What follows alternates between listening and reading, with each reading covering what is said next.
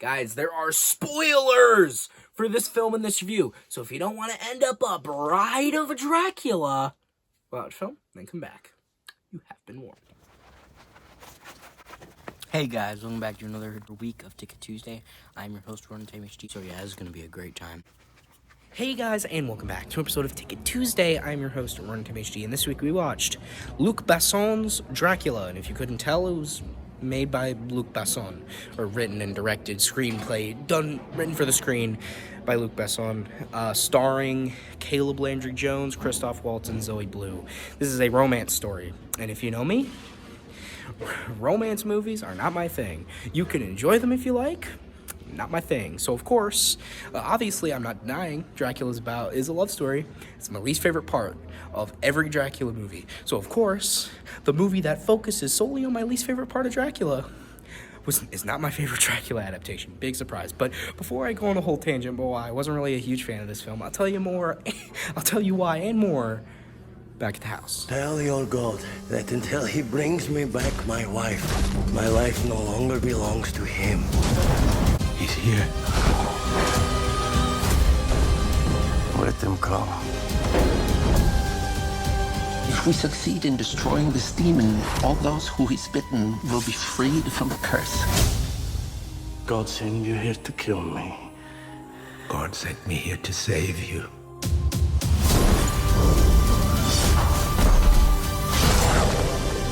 Hey guys, and welcome back to an episode of Ticket Tuesday. I am your host, Ronan Time HD, and this week we watched Dracula 2025, because there is a lot of Dracula adaptations, but adapted for the screen and directed by Luc Besson. The score was done by Danny Elfman for the second week in a row. Not intentional, by the way. Just like a happy accident. And starring, of course, Caleb Landry Jones, I believe I'm saying that name correctly, Zoe Bleu, and Christoph Waltz. This film is obviously an adaptation of the legendary book from 1897, Dracula, by Bram Stoker, and it is a romance film. Now, I'm going to be rather brief with this, because obviously, if you're familiar with Dracula, or if you're even a fan of Dracula, you know how this goes. Right? You know, big castle, he's, hiding away in the castle, but then he goes to find Lady, and he loves Lady. But then, Big Van Helsing's like, well, no, we gotta keep you away from Lady, right? And I'm gonna kill you. And then it's kind of like that, and then and then that just happens through the middle of the movie, and then the killing happens. And then other killings happen, but you get the gist. It's the Dracula story. However, it's not exactly the same. Actually, there are quite a bit of things that they change. Now, I'm not going to name everything they changed because I'd be here all day, but essentially, this film is, I would say, personally, from what I know about the original Dracula story, it is not that accurate. Even to, other adaptations of Dracula, it's quite different. Mainly because, it's titled everywhere else aside from the States, Dracula, A Love Tale, this film is mainly focused on the love story between Dracula and Mina. Now, obviously, Dracula is a love story, right? Like, in every Dracula adaptation, there is the love story between Mina and Dracula. That is obviously a centerpiece of it. That's one of the driving forces of the story, but it's not the only, main plot. There's other stuff going on, right, aside from that. But this film, just goes full force. It fully focuses on the love story between Dracula and Mina.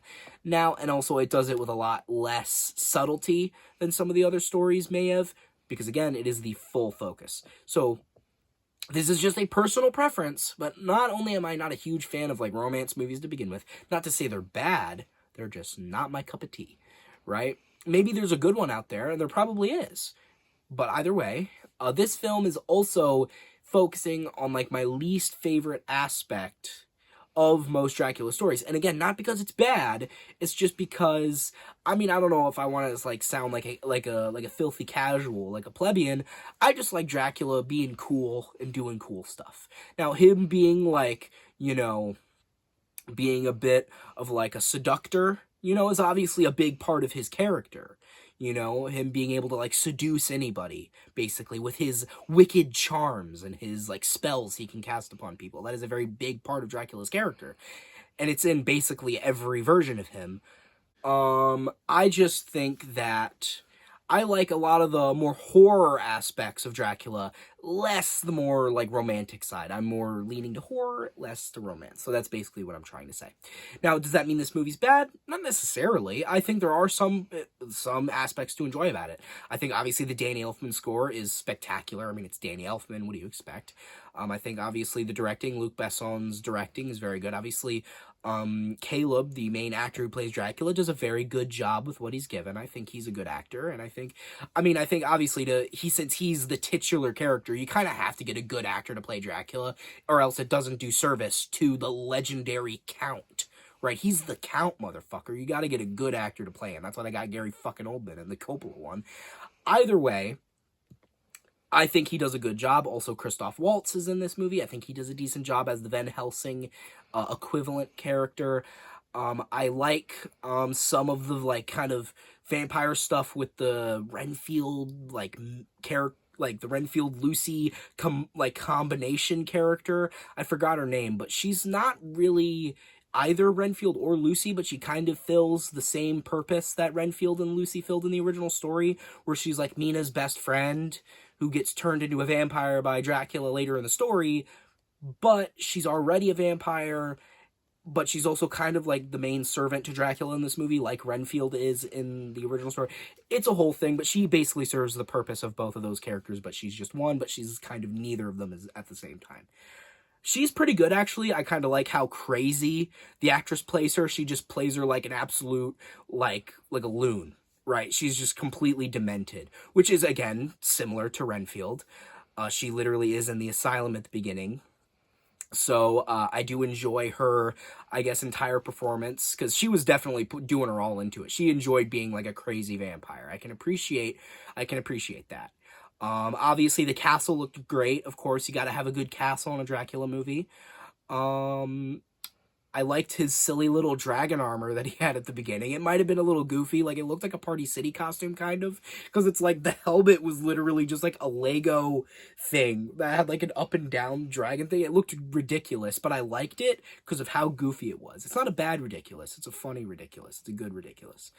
Some of the shots were nice.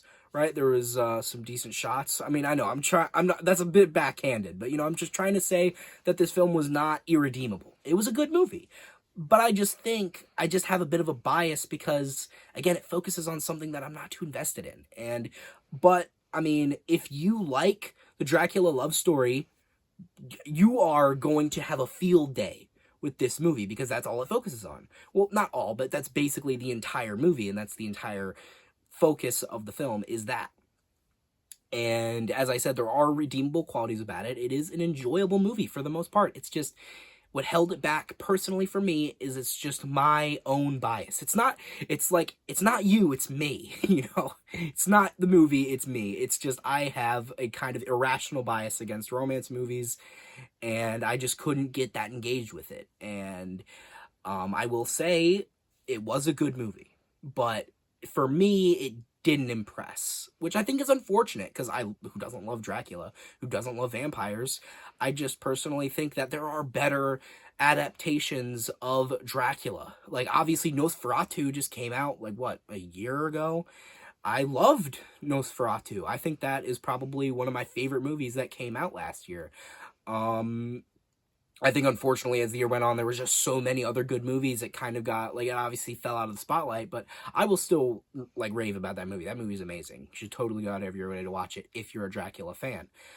And these movies could not be any more different, like, on two different sides of the spectrum. Nosferatu is a dark, gothic horror film, right? It really leans into the horror side of Dracula, while this movie is, like, not really horror at all, right? There is some blood in there, obviously being a Dracula story, but it is mainly a romance story. This focuses on the romance, and Nosferatu is just like dark, and I just really like Nosferatu. Okay, I really like Nosferatu. But obviously I think a good representation of maybe a good comparison is, I think, like a good 80% of Nosferatu is just darkness, right? There's like Nosferatu being covered in shadows. You can barely see what's going on, and that's good, right? He's very much like, you barely get to see him in the movie, which I guess gives him mystique, and it also gives him like a bit of an intimidation factor. But in this one, there's like, everything is lit up. Right? They literally make the point in the beginning of the movie when Jonathan goes to the castle. He literally lights it all up with his torch. He lights up all the candles and it's super bright. Right? I think that's literally a representation that this film is not the typical gothic like Dracula fare. When to say the castle is obviously gothic, you can't have Dracula not be a little gothic. But compared to Nosferatu, it's night and day, literally, because there's a lot of scenes in the day in this. But obviously, I'm going on a rant here. I just think that if you love horror, watch the Nosferatu, the second Nosferatu remake. And if you love the more romance, the more, I guess, love story between Dracula and Mina, watch this one. Like, I guess it's for different audiences, of course. And with that being said, I think I would recommend this film, as I've said the whole time. I would recommend this film on a basis that it's all up to preference, right? If you are more a horror Dracula fan, if you love the more like bleak and dark and eerie parts of Dracula, you're not really going to get that here. But if you like the more like suave, kind of like, as I said, romantic side of Dracula, this movie's going to do a number on you. This is going to be your Dracula movie. Which again is why it wasn't really for me, but I can acknowledge that it was a solid movie. And with that being said, I think I would rate this film like a 6.5 out of 10. And yeah, think of something to say, think of something peace. So guys, I hope you like this video. Share it with your friends, subscribe, turn those notifications on. Comment down below on how much you liked it, but you guys know how it goes. I didn't really mean to say that. What I really meant to say, so if you guys hated this video, unsubscribe, dislike, and tell me how much you hate me in the comments. And I've been Running Time HD, off to find lost love. You know, so I was watching this movie, right? And I think, like, I was watching it the whole time. That's it. I mean, I would hope so. You know, I was watching this movie and I was watching it, right? That's crazy. But I was watching it, and the whole time, like at the beginning, I was like, when he was like all old and decrepit and like he had his thing, and that he's like, that kind of reminds me of Bram Stoker's Dracula. Mainly because he had like all the wrinkles. He was basically like so pale. He was like his skin was white, like literally white. But he also had like in Bram Stoker's Dracula, he had the weird like white wig too. But I think the Bram Stoker's one was a lot more, obviously it was better and more memorable. It was still kind of ugly. Maybe it was supposed to be, I'm not sure. But this one was like, it was just really weird. He had like longer hair, and he had like a little attachment that went up here that was like an arc. I think that's what I remember it looking like. I don't know. It was kind of distracting sometimes. Like he would just like be talking, and he also had these like weird neck jout. Like the makeup was not bad. It just was like weird because it's like old people. Like he's so old that his wrinkles like had wrinkles. You know, it was just distracting how old he was. You know, friggin' old people. They're the worst, right?